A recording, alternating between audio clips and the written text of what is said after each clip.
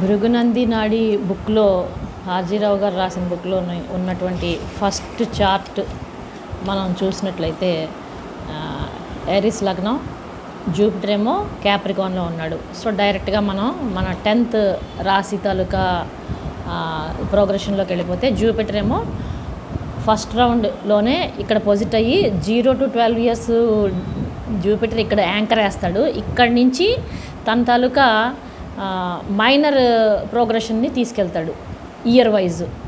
పుష్కర కాలం ఆయన ఇక్కడ కూర్చొని కమాండ్ చేస్తాడు.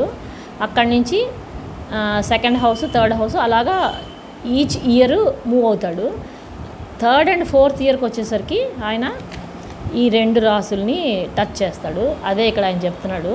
First round of 12 years Jupiter ఏమో ఎప్పుడైతే పైసిస్ అండ్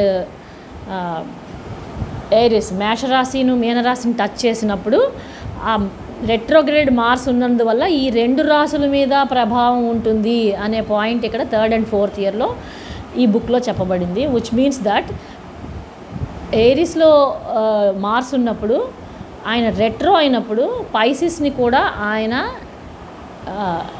ఇన్ఫ్లుయెన్స్ చేస్తాడు అనేది క్లియర్గా సార్ ఈ పుస్తకంలో మనకి తెలియజేశారు. అండ్